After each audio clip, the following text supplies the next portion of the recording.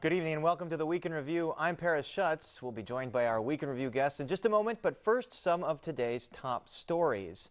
The Chicago Police Department has a few extra years to get into compliance with the federal consent decree. A federal judge today approved a 3-year extension on the time frame for CPD to satisfy the agreement. CPD leaders sought the extension because of the, quote, magnitude of reforms required. The process began in the wake of the murder of Laquan McDonald in 2014, and there's more on this story on our website. Governor Pritzker signs a bill helping the state pay down the debt in its unemployment insurance fund. As part of the bill, $2.7 billion in federal COVID relief money will be used to help plug about a $4.5 billion gap. The bill passed the General Assembly mostly along party lines, with Democrats approving and Republicans opposing. Lawmakers say they are still working on a plan to shore up the remaining deficit in that fund. And now to our Week in Review panel. Joining us are Becky Vivi of WBEZ, Lee Bay of the Chicago Sun-Times, our own Amanda Vinicky, and Greg Hines of Crane's Chicago Business. Welcome to all of you, and let's get right into it. Mayor Lori Lightfoot announces United Airlines director, community leader, and Chinatown native Nicole Lee as her nominee to be the new 11th Ward alderperson. At yesterday's event, Lightfoot stepped in when a reporter asked about Lee's father, a former chief of staff to Richard M. Daley. Lee's father was later convicted of stealing money from a charity. Take a look. I wouldn't have picked Nicole if I didn't believe that she had the bona fides and the capability of doing this job. And I hope that in asking the question, you're not asking her to say anything other than, I love you, Dad. I saw my father serve the public for 30 years, driving the streets, taking the long way home, checking the lights, making sure stuff was picked up, taking calls at all hours of the night. That's what he did. Becky Vivi, we'll get into the family history in a second, but tell us who Nicole Lee is and why she was Mayor Lightfoot's pick to replace Patrick Daley Thompson among a huge pool of people. Right, so Nicole Lee comes to us from the private sector. She works for United Airlines right now, and she will, be hopefully appointed on Monday as the replacement to fill out the remaining term left by when Patrick Daley Thompson was convicted in federal court. He was the previous alderman. He's also the nephew of the former mayor. The 11th Ward is Bridgeport. It is the Daley family stronghold. Nicole Lee, her father, Gene Lee, sometimes referred to as the mayor of Chinatown. But she, like I said, comes to us from the private sector. She talked during her announcement about kind of growing up in Chinatown, but also attending school in Bridgeport and later at Whitney Young in sort of diverse spaces where she was the only Asian American in the room. She will be the only Asian American in the City Hall room too, if approved. And so this is something that she talked about, being comfortable in that role. And it will be interesting to see how she sort of takes to the position. She talked a little bit sort of like an old school alderman, talking about keeping street lights and keeping the garbage picked up. These are bread and butter issues that aldermen have historically taken care of, and whether she jumps into just that part of the role or also pushes for different policies in city council, we'll have yet to see. The trees have to be trimmed. The trees have to be trimmed, and the sidewalks have to be cleaned, and the streets have to be swept. Greg Hines, what about her father, Gene Lee? Tell us about him, and will he be baggage for her should she want to run for re-election in a year? It may be a little bit, Paris, but I think, frankly, that this is going to depend on how well she does the job. We're only responsible for ourselves in life. I understand the mayor's point, but it is interesting that in Chicago, it always helps to come from somewhere political a little bit. I think this real story here is the larger story here is how the Asian community in the last year or so has particularly the Chinese American community has come of age. We have a state representative in Teresa Ma. As Becky mentioned, this will be the first Chinese American or Asian of any kind in the city council, and much as the aldermen have been fighting over ward remap. You have the Latinos going one way, the blacks going another way. One of the few things they agree on is that the 11th ward that she represents, then under either of their maps, will become majority Asian. So, welcome to the party, guys. Right, that 11th ward is expected to be majority Asian American when it gets redrawn. And we should mention that Amaya Pawar, a former alderman, was also Asian American. He obviously is not on city council right now. Amanda, city council going to approve this pig?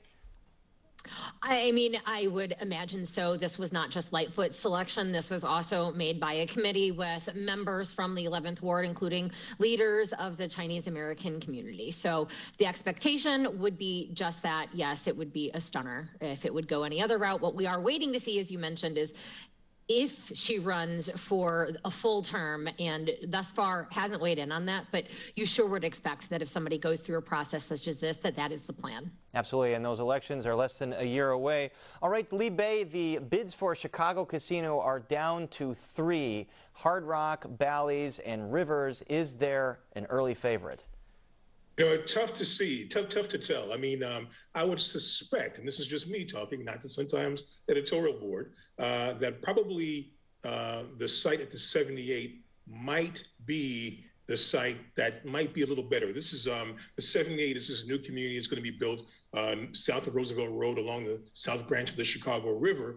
Because the casino and the community can grow up together, it would seem to me that might be, if there's such thing as a front runner in this. The second site, the Tribune site, is right there at the north branch of the river at Chicago Avenue.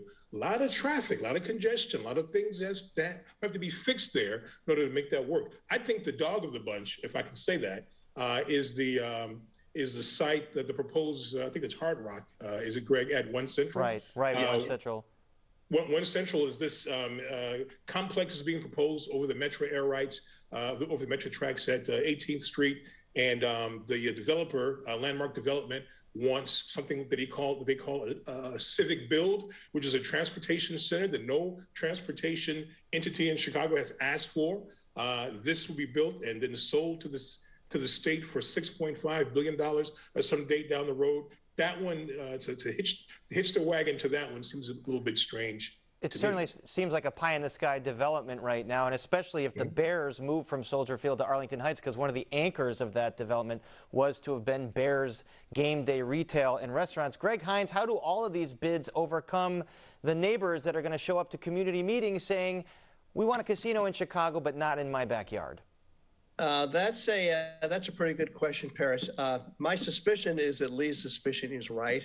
The community opposition is biggest up at the Tribune printing plant site, which really is congested. It's hard to get to.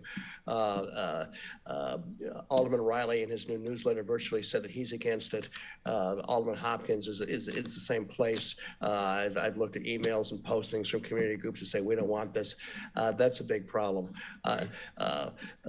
The situation with the Hard Rock thing with 1 Central, that is still in the process of being knocked out. The city insists that they can just do this little part and forget the rest of 1 Central. I'm not sure about that. It's kind of like building a kitchen without building a house.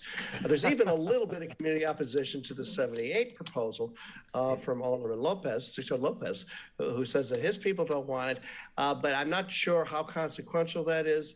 I agree with Lee that they seem to be the one to beat, particularly since the University of Illinois Discovery Partners Institute, which is going to share that property now and go on another part of the 78 land. I've now confirmed that they've sent a letter to the city dropping any objections and saying if they want to put a casino there, it's fine with us. So casino and big research center in the same land, and we should remind viewers that's just south of Roosevelt Road there. Becky Vivi, perhaps because this will be difficult, the mayor is putting together a committee to select the winner made up of chairs of all the other city council committees. Of course, they get those chairmanships through the mayor, so does this mean this will be a rubber stamp committee? Well, this committee is quite interesting to create a special committee to handle all of the elements of a casino proposal. And I'm going to compare it to the 78 itself. So the 78 was this big mega development. And when Rahm Emanuel and his administration wanted to get it approved in city council, it had to go through several different committees, including the Plan Commission, the Transportation Commission, because they had to change roads and sidewalks, the Finance Committee, the Budget Committee. There were a lot of committees that had to weigh in. Now, Lightfoot is saying this new special committee will just handle all matters related to the casino. I do think there might be some questions legally that her law department might have to weigh in on whether or not that that will be allowed, if other committees or the Plan Commission, for example, will still have to weigh in on this proposal.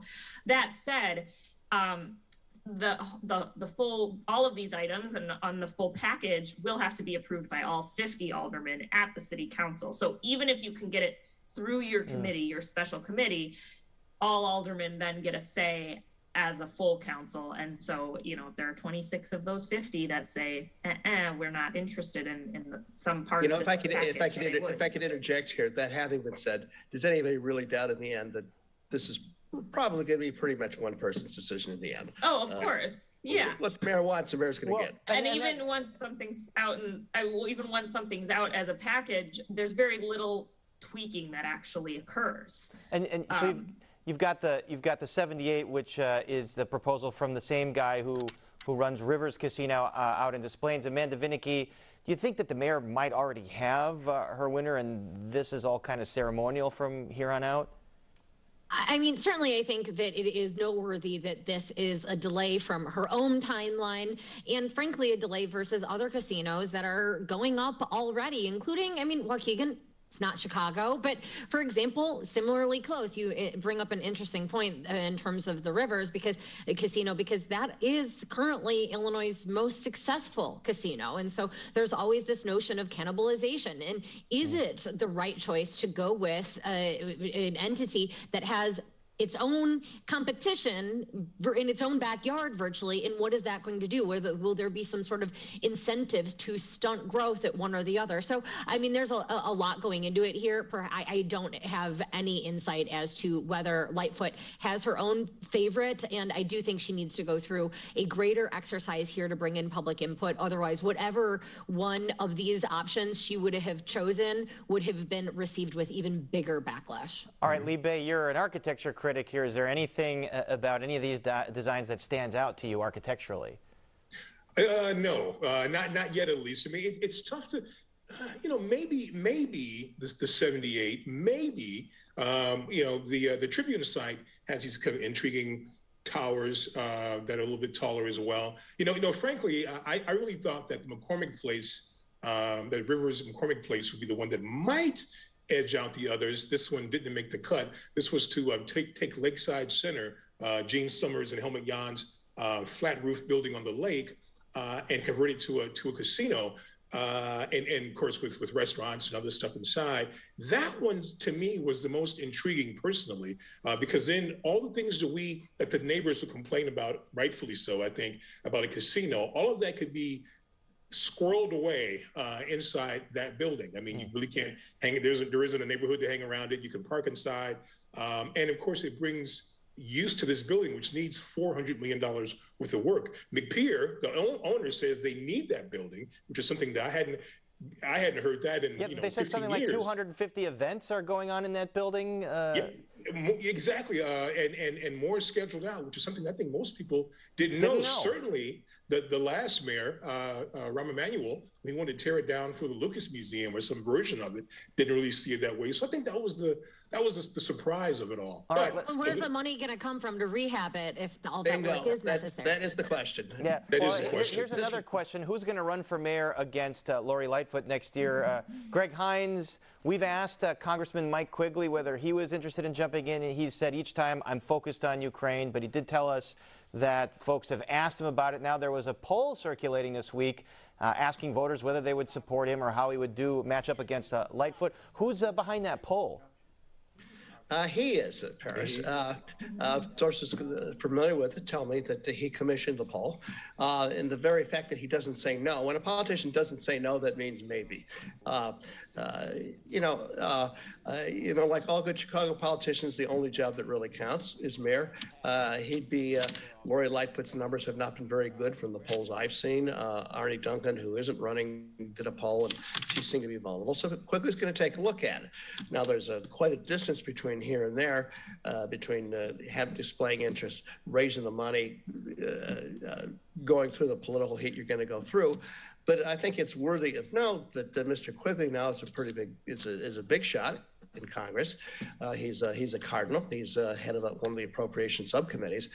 But if the Republicans take over, the a lot of people think is going to happen. Well, guess what? He won't be as big of a shot, and maybe that gives him more reason to maybe look elsewhere. That's right, and it certainly, at this point, is not looking good for Democrats in the midterms. We should mention Quigley is also chair of the Ukraine Committee, and that's the big focus right now.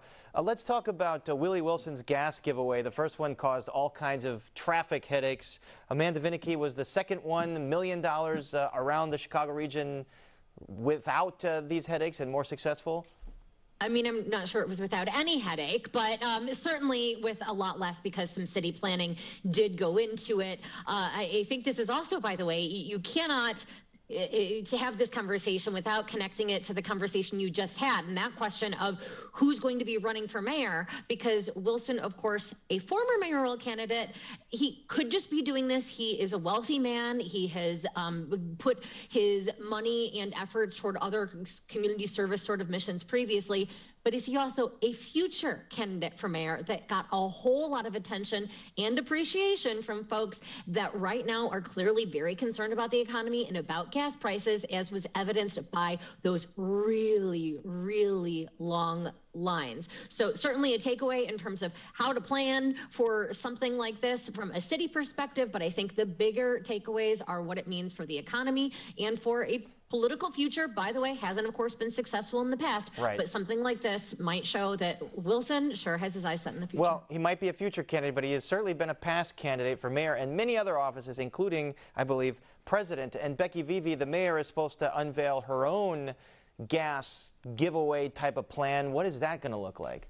Well, she's been toying at it and hinting at it. There was supposed to be a finance committee meeting on Monday to talk about some changes to the motor fuel tax. That actually got canceled kind of late today. I don't know if folks have seen that, but that has now been canceled. I don't know if it's pushed off. She clearly wants to do something to provide some relief. And like Amanda said, show that she's, listening to voters. It is an election year. And this is obviously something that's hitting everybody. She said the other day, we are a car city, even though we do have a big mass transit system. A lot of people drive their cars to get to school, to get to work. And so, 2 years ago, she increased the city's gas tax from 5 cents to 8 cents. There's been chatter that she would roll that back. And that is unconfirmed up to this point, where I've been trying to chase it down. But I do think that there are questions of if she will either lower it, roll that back, or take some other steps to provide some relief, at least through the end of this budget year, and help people who are right now looking at $5 a gallon at the pump. And we'll wait and see what happens there. Of course, when they do announce a plan, gas prices will go down. Murphy's Law. Lee Bay, is the long-sought western access to O'Hare Airport finally cleared for takeoff here? City Council took action on this week.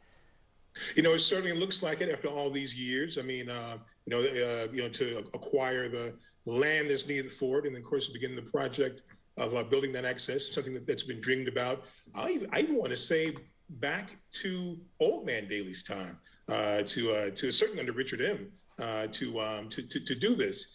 In a way, it relates to the subject that we just got through talking about. I mean, one wishes perhaps there could be better public transit links into O'Hare and around O'Hare, but that's another argument for another show. But I think it's certainly a step forward, significant step forward we've seen this week. We're still waiting for the Elon Musk boring tunnel that leads out of Block 37 that was announced under the previous mayor. Amanda Vinicky, who's going to pay for this western access? The state, the city, feds, both, all three? All of the above. Mm-hmm. All of the above is the simple answer. I will say, sort of though, again, connected to all of this, Illinois, by the way, also looking at some sort of gas tax relief temporarily, but that is the money that funds infrastructure projects comes from the motor fuel tax. And so there's an argument as to whether we're going to see any of that on the state side, and just a couple of weeks left for legislators and the governor to fight that out and get something figured out. But even if there were to be that, the argument is from labor, who of course wants to keep up the jobs, but also says that for the integrity of projects and for the future such as this, You can't give up on that money. And further, what will it mean for people's pockets? It might sound good to have gas tax relief, but in the long and short of it, it wouldn't add up to much for individuals when collectively it adds up for a lot for infrastructure. Well, this will fuel quite a debate down there, and let's move to some national news. I'm sorry about that, everybody.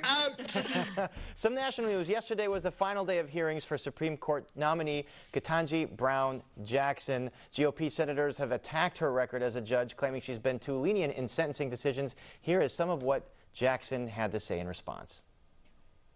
My attempts to communicate directly with defendants is about public safety, because most of the people who are incarcerated via the federal system and even via the state system will come out, will be a part of our communities again. And so it is to our entire benefit, as Congress has recognized, to ensure that people who come out stop committing crimes. And Greg Hines, we have the news today that West Virginia moderate Democratic Senator Joe Manchin is a yes. Does that pretty much seal the deal and ensure she will have at least the 50 Democrats plus one to get her through? Yeah, it sure looks that way, Paris. The question is whether there might be a Republican or two. The Republicans, there was also another significant development under the rules of this evenly divided Senate. If one party or the other walks out of a committee, the committee doesn't have a quorum and they can't report out a nominee. Well, in this case, the Republicans have said they are going to show up, which looks around April 3rd or so, that they're going to vote, and then it would go to the floor. If all 50 Democrats are there, and the Vice President Harris is there to provide the tie-breaking vote, they won't need any Republicans. It'll pass. And there have been a handful of Republicans, Lee Bay, that have leaned into this issue on her sentencing with respect to child sex offenders, playing into some kind of culture war political issues. And it's no secret that some of these senators are very ambitious about running for president. Were these genuine arguments or a bit disingenuous? You know, I would say a bit disingenuous, particularly when you look at how they questioned or didn't question two previous nominees to the Supreme Court who had far less judicial experience than the current nominee. And I think many people, I mean, I follow social media just to get a sense of what America might be thinking of those questions. And I think many people couldn't make head nor tail of why there seemed to be an obsession with that by Lindsey Graham and, of course, by Senator Cruz out of Texas, among others. So it's an odd piece. Again, particularly in light of certainly the lack of questioning that the last two nominees faced. And Becky Vivi, the Washington Post wrote an editorial suggesting that Republicans treated Jackson worse than Democrats treated Kavanaugh. And Republicans, of course, made a lot out of the way Democrats brought up sexual abuse or harassment allegations with Kavanaugh. Do you see that? Were Republicans harsher here on her than Democrats were on Kavanaugh? Well, I think what was interesting is that this is a woman who is very accomplished, has an amazing record, and who, in some ways, it almost seemed as though they were looking for something that they could make hay over. And so I think that was evident. And I think, you know, the Washington Post weighed in about this. And I will say, I think that at the end of the day, as Greg mentioned, I think her nomination and her the passage of her won't be something that gets held up. And as far as the partisan nature of these hearings, yes, they have gotten very partisan in the last three that we've seen, and they potentially only will get more partisan. So I think that the question is, you know, I mean, we've had three very close together that we can compare, but I do think, like I said, she's a very accomplished judge and very, very much qualified for this role. And so, yeah, were the digs and the lines of questioning really tough? Yes, I think in many objective ways they were. And no doubt that this is free airtime for a lot of senators. There are senators that want to run for president. Do the math. They certainly utilize that for some of the theater, and this was a big stage, Amanda, for Illinois Senator Dick Durbin, chairman of the Judiciary Committee. How did he do in handling all this?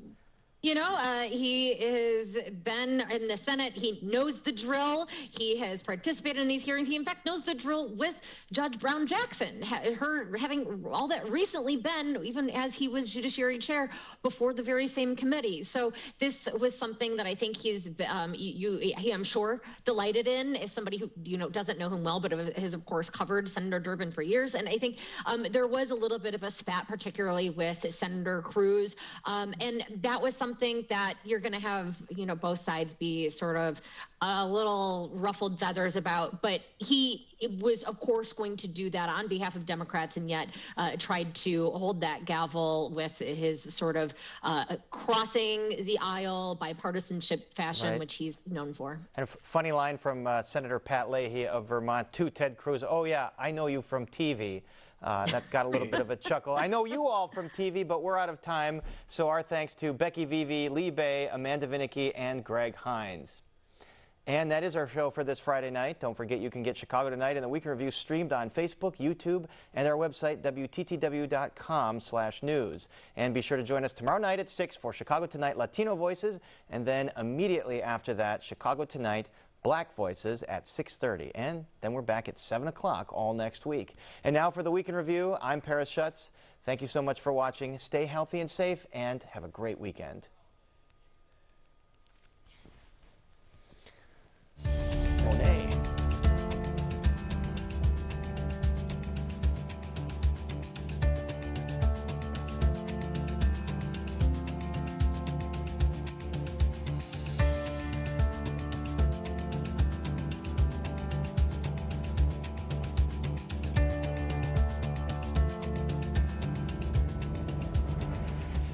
Closed captioning is made possible on The Indian Doctor. A simple, tragic accident. Basil frames two innocent men for his crime. What will Davin Allen do next? You seriously think they're capable of doing something like this? Dr. Sharma uncovers Robert's secret. What kind of disciplinary matter was it? And as Basil continues to scheme, he's confronted. I am leaving, Dr. Sharma. You are not. The Indian Doctor. tonight at 8 on WTTW. Next time on Father Brown. Leslie dangerously. A race car driving free spirit has a lot of enemies. And when she's killed on the track, there's no shortage of suspects, including a confession. I killed her. Father Brown doesn't think things add up. That looks like blood. She was killed inside the car. But Inspector Sullivan has finally had enough. You've been a thorn in my side.